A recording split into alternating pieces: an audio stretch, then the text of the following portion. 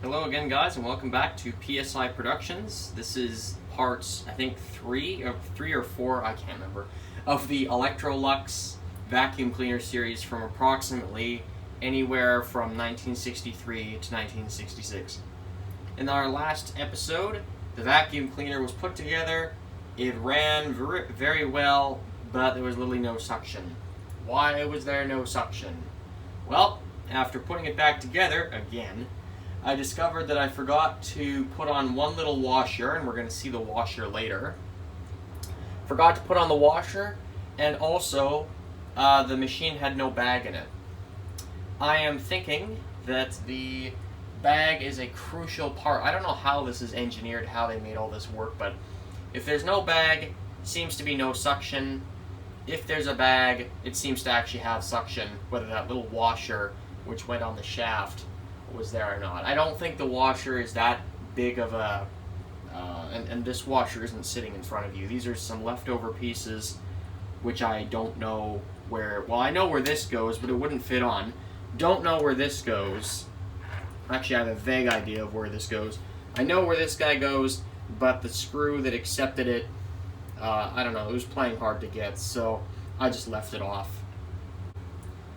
Anyways, back to actually being on topic here. If there's a bag, there's suction. If there's no bag, there's no suction. I don't know how they engineered that. I'm yet to test the assembled vacuum cleaner with no bag. I don't know if there's a point to testing it with no bag, considering that you use the bag no matter what. You would not want to run this thing with no bag because you get all that dirt and stuff you're vacuuming up straight into the motor. That's not good. So yeah, the bag is a crucial part for that, and also noise reduction. When the bag's in there, the machine runs quieter. And yes, it is back together now and working just fine. So, and as I kind of said earlier, I don't know what these pieces, 3 leftover pieces here, the thing functions fine without them, but I'm going to save these anyway.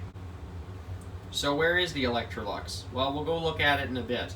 But first, for those of you who are disassembling this thing yourself, and also for my own future reference, let's look at the pictures that I took when I first disassembled this machine.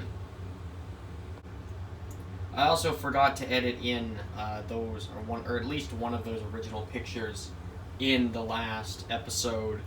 So yeah, let's just look at them now, and then we'll see the vacuum. So when you undo the screws on the top, that cover holding the switch and all that, and the contacts and whatnot, that all comes off. And you can also see the piece of wire that we just looked at sticking out of the switch there. I don't know what that wire is for, but I couldn't get it to go back on the same way.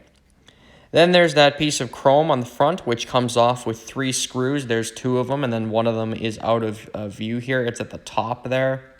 I think there's a rubber gasket or 2 also kind of holding it on, or at least keeping it insulated in one way or another.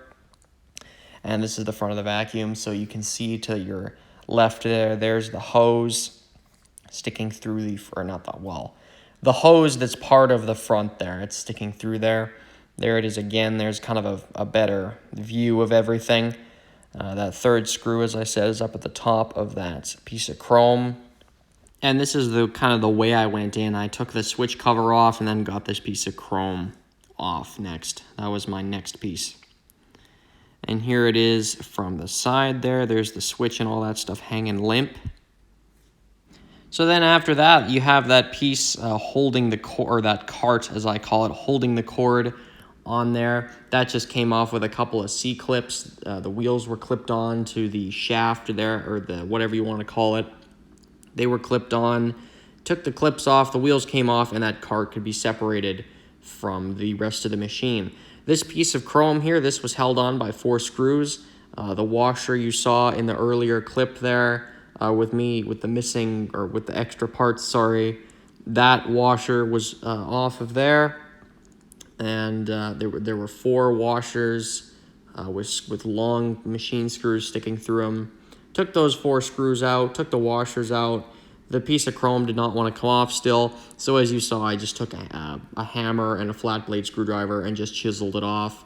And you can see there's that rubber grommet hanging down there. The rubber grommet was You know, I mean, this has been together for at least 60 years. This thing has never been serviced ever, as far as I know. So, yeah, I can't really blame it for being hesitant to come apart, especially since the rubber has been pressed that tightly together for so long with that piece of chrome, or that piece of steel, whatever it's called. Or maybe it's a piece of chrome-plated steel. I don't know. I'm just going to call it steel from now on because I think that's what it is. So then after that, we had access to the motor. You can see the screws in the other rubber grommet there holding the motor to the case.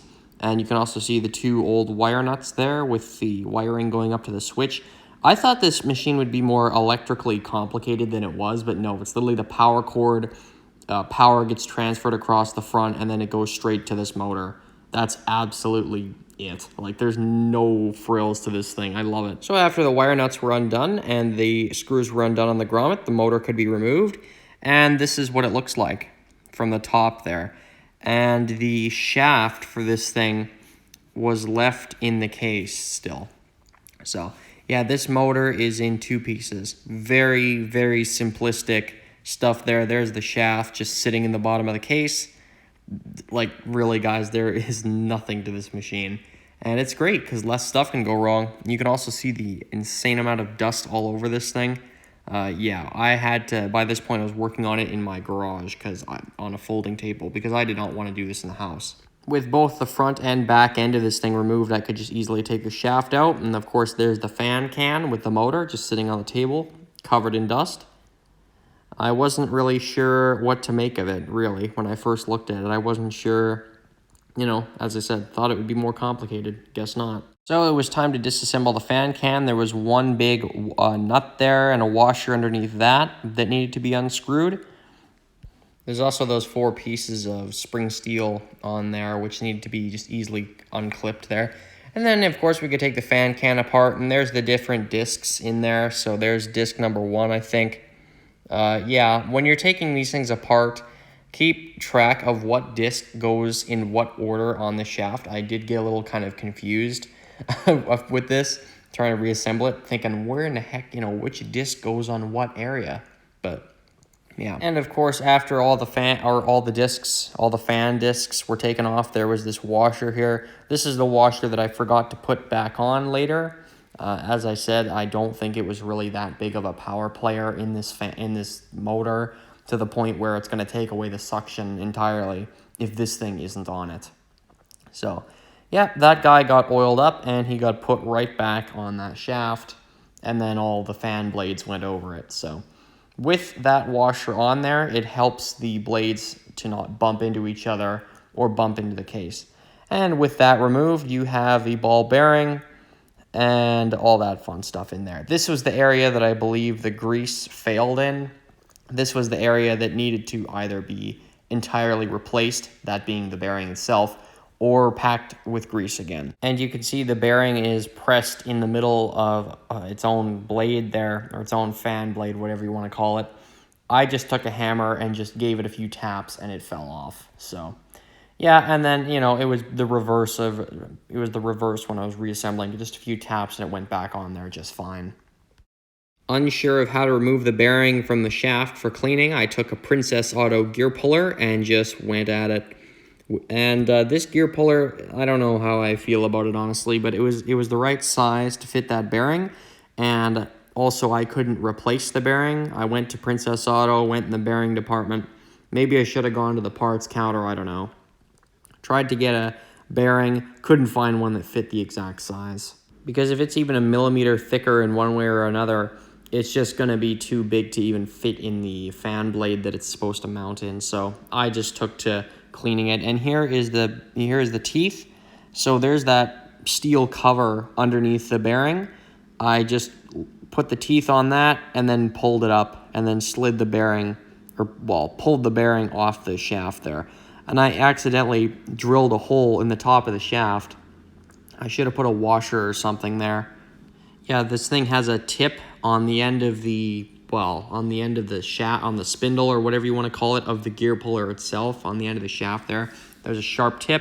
I accidentally ended up drilling a small hole into the shaft of the vacuum. So no harm done really, but just for future reference, I think I'm going to stick like a nut in between whatever I'm trying to, or whatever it's on, and the tip of the gear puller itself, if that makes any sense. I'll show you the gear puller later, but yeah, that's my best description. As you can see in the bearings case here, that's the spot where it mounted, or that's the spot where it sits on the shaft, mounted, whatever. That is the spot I intend to put it back into, so that's why I took that picture of where it's, you know, how high it's sitting on that particular shaft there, in that particular area. And of course, when I was putting it back together, there was this nondescript piece of plastic that I couldn't figure out what it did or where it was from. Turns out it covers the electrical prongs, and that's great because I don't want 120 volts, 125 volts flowing through this vacuum cleaner, and knowing that I could just put my hand on it, press it down the wrong way, and just get a full 125 volts of pure uncovered electrical current. So that's a really nice piece of plastic there. I'm quite fond of it. It also mounts into that chrome piece a certain way. The whole case for this vacuum cleaner is a little bit finicky to get back together, just because stuff goes on a certain way. It requires a bit of playing around with it. Yeah, if your machine is not going back together quite right, if something's not mounting in, or it's mounting in a weird way and it's not how it was before, don't fret, just keep messing with it. Don't force anything to go on anywhere, and you should be fine. Just if you need to bring out a hammer though to give something a very light tap to push it into place, don't hesitate to do that either. But yeah, it's kind of a bizarre machine. I've never worked on something like this before. Yeah, some of that stuff, I know it's kind of hard to visualize it, so we're going to look at it again, like the actual vacuum cleaner itself again later. Here is the Princess Auto gear puller that I used. I don't know if Power Fist, I think that's their brand exclusively. This is a Canadian, as you can see, French. This is a Canadian hardware automotive chain. I love this store. It's a great store. This is the 3x3 gear puller. And I don't know, I hate how ring-a-jing-jing the whole thing. I mean, look at this. I hate that. I don't know if it's supposed to be that way necessarily. I don't know. For the projects I'm usually working on, this doesn't cut it. But for this vacuum, it actually worked fantastic. There is the tip, which totally drilled into the edge of the of the shaft on the vacuum. So yeah, putting a nut here, finding a tall enough nut, or stacking a few nuts or something, maybe glue some together, I don't know. Sticking some on here, and then just having a flat surface hitting the shaft of whatever you're trying to pull the gear off of to make it work, if that makes any sense. Because yeah, we don't want this just randomly drilling into different projects. Not that it hurt the vacuum in any way, shape, or form, because on that end of the shaft is literally just a screw like shaft. That's the shaft that takes the nuts on it, the nut and the washer. So yeah, it didn't have any special purpose or whatever. So here's the gear puller. Again, I think you can take you can take this apart and of course flip these around if so desired. Again, this is too rickety to really be of much use for me, so yeah, it's an okay gear puller, but this is the only one I'll probably ever buy. I've had some pretty poor gear puller experiences that look something like that, so yeah, but it did the job though, so that's terrific. If you don't have a gear puller like this, to remove that bearing, I don't know, maybe try hammering it off. That's what I did to get it back on. I took a pair of pliers, although you gotta be careful with that, because I just pull my pliers out here that I used. Basically a brand new pair of pliers here. If you take a pair of needle nose pliers like that, go across the shaft, and then hammer these down, it will work. But you can also damage the ends of your pliers here, and you can see I've done that here. Yeah, that's not great. There'll probably be a series on this channel about tool repair after you efficiently wreck your own tools in one way or another. But yeah, putting a pair of pretend my hand's the bearing, taking the pliers, and then just hammering it down, probably more near the joint, I would say.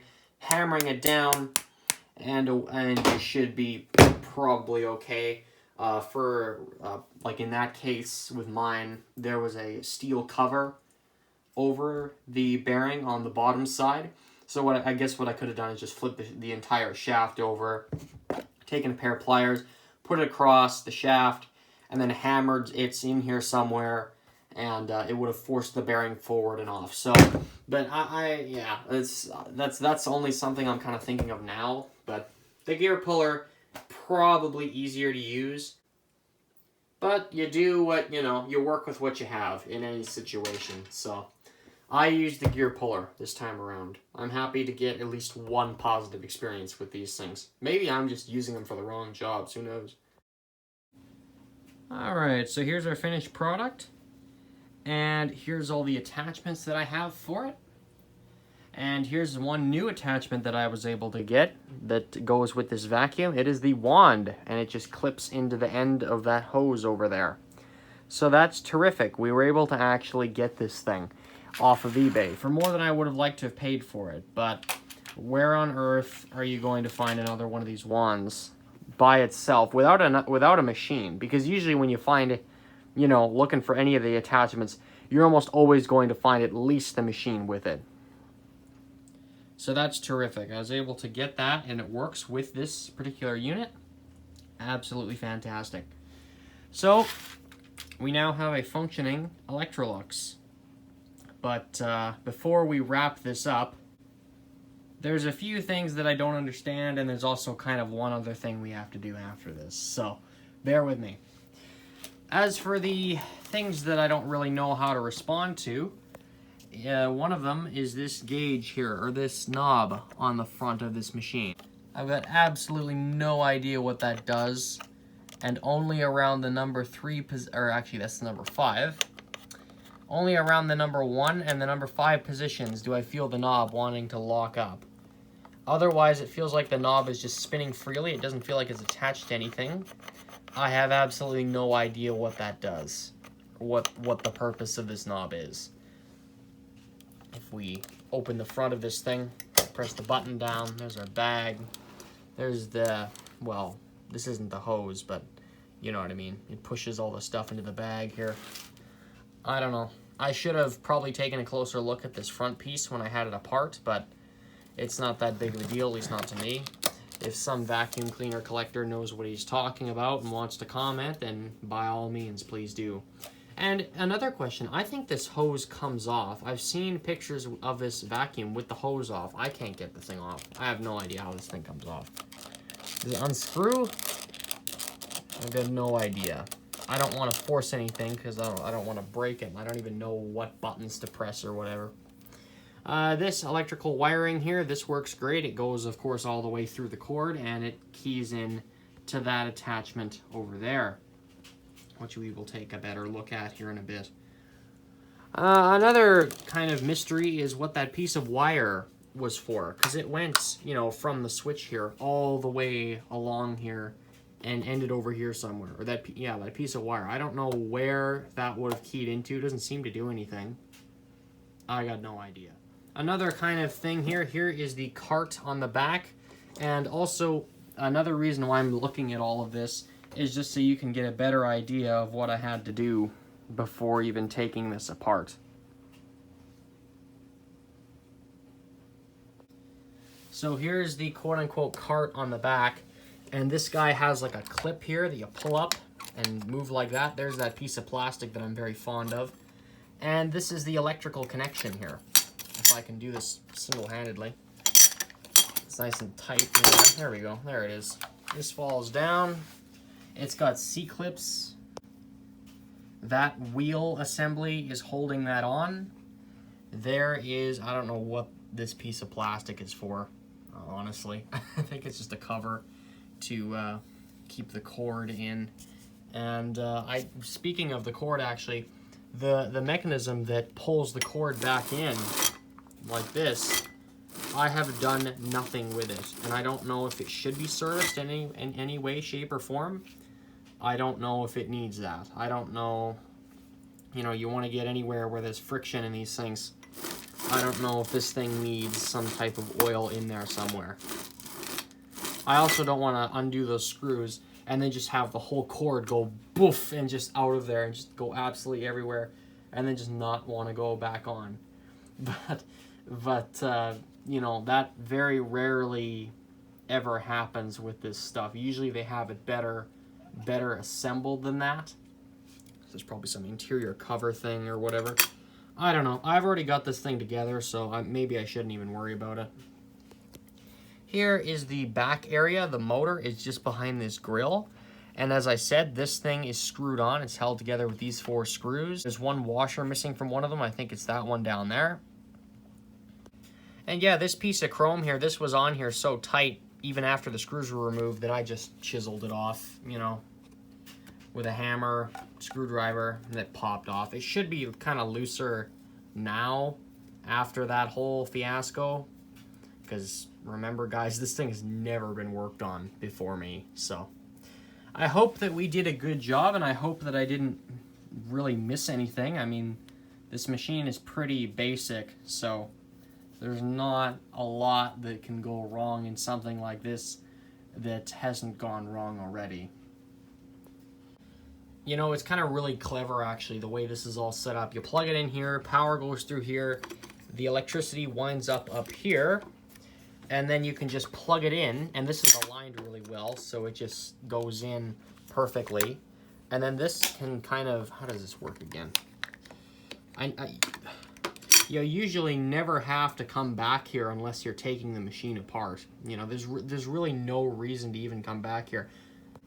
Actually, you know what? While we're back here, let's look at that plate. I never paid any attention to this during the series because I didn't think it would help us, and it really hasn't. But for those guys who actually, you know, want to know what model this is or whatever, I don't know if this is a model number. I don't know what that plate means.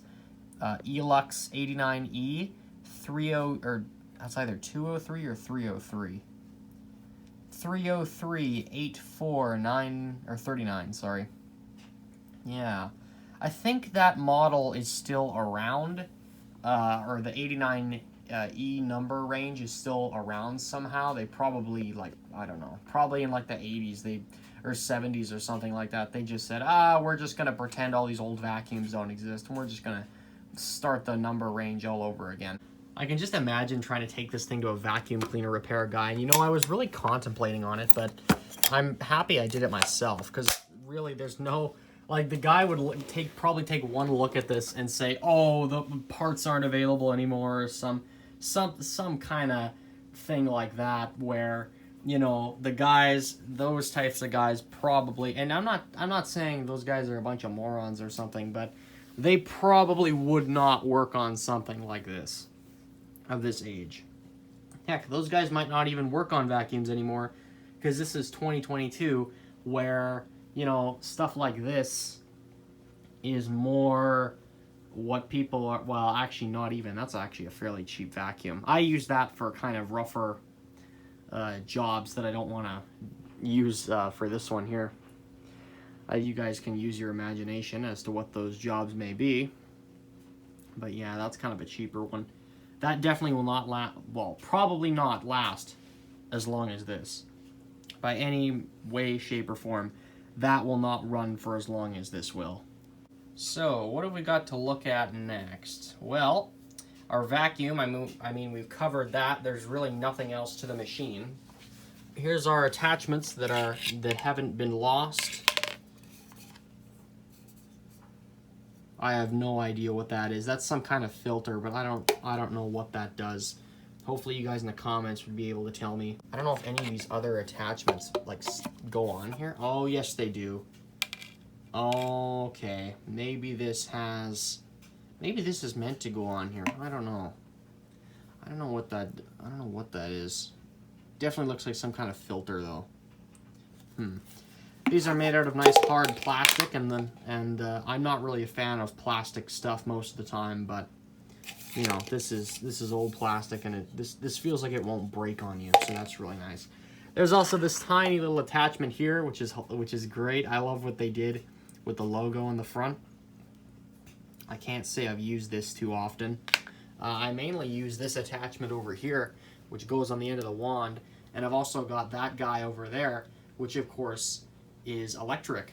And you can see here with this wiring system they've got that runs through the hose and plugs into that, you know, that's your carpet cleaning head. I don't know all the names for these guys, I gotta admit. I'm not a professional vacuum cleaner specialist in any way, shape, or form. This is just some guy in his basement. And you know what, guys, before we're done with this project, we need to work on that attachment as well. Because, again, that has its own motor in it, and it has never been serviced either. And just like its big brother over here, or should I say body over here, you know, there's only a matter of time before the oil in there, whatever's left of it, stops playing nice and just starts making a screeching sound or something. And how you even activate that is there's a trigger on this here, and you hold that down, and of course the wand plugs into this, and then that guy plugs into the end of this here. It's a very discreet system. I like it. It's very neat, you know, it's very easy to use. So anyway, I'm going to be doing it one day, and that's going to start making all kinds of crazy noises it shouldn't be making. So we're going to have a series on that too. And, well, we're just going to have the name, I think, of the series be the same. It'll all be one series. But yeah, we need to work on that thing, because, you know, I don't want this to somehow get all messed up in one way or another, wear it out, literally run it into the ground. And that's what would happen if we didn't do anything with that particular attachment. And then after that, we really would be done. You know, that would be it for the Electrolux for this time around. And then maybe in 10 years I'll come back and I probably wouldn't record it, but, you know, service this thing again and keep it well oiled and greased. Mainly greased. There wasn't really any oil in this, but keep it well oiled and make sure it all runs just fine, because we want it to be around for another 60 years, if not more. As long as it'll go. There's a lot of work that this thing can still do. You know, it still works perfectly fine. And it worked like, you know, it worked fine all the way up until I had to service it the first time. And now that I have, we've gone back to that. So this thing has a lot of miles on it, but it can take a lot more. You know, there's still a lot that can be done. And maybe if I need, like, the carbide brushes in this thing, if I need new brushes or something, I don't know what I'll do there. Yeah, that's the thing, right? The vacuum cleaner repair guy might actually be right that the parts are hard to find for these. I don't know. We'll cross that bridge when we get there. But, you know, I'd be actually really cruel if I didn't at least let you hear what this thing sounds like. You're going to definitely want to know, you know, what a good, healthy Electrolux actually sounds like. So we're just going to plug it in and get her going. Okay, 3, 2, 1.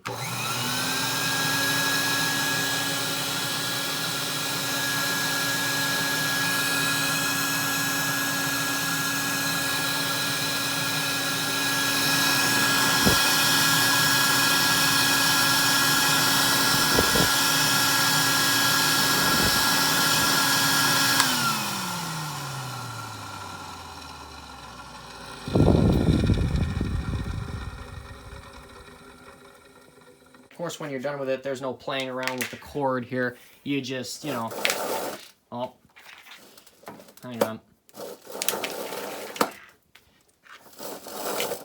You know, it's got its own cord storage system, and that's absolutely fantastic because I'm not, you know, constantly playing around with the cord like I am with door number 2 over there. Well, guys, I thank you for stopping by and checking this Electrolux series out. And hopefully we have a very successful repair of this attachment right here. And then, of course, when that's done, if all goes according to my plan, then we'll just, you know, do a bit of vacuuming. And that'll be it. And hopefully you guys will get something out of this. I don't know how popular or common these Canadian Electrolux models are. And I don't even know if they're made in Canada. I think they might be imported from the US, but I've got no proof of that either way. you know, when it comes to living in Canada and just dealing with antiques and stuff like this, you find out very quickly that there's a lot of exclusive stuff that was only made in Canada and no one else on the internet knows about it except for you. This would be one of those cases of that for the most part. No one else has uploaded anything, any content on this particular model. And I really should look at some more vacuum cleaner collectors. Maybe they would know about this, but I've never seen any other coverage of this model on YouTube. And I know that's a very common thing to say, at least in the 2020s it is, because a lot of people don't care about this stuff, let alone care about it enough to film a video about it. But either way, guys, whatever your position is on it, thanks for stopping by, and I hope you learned something.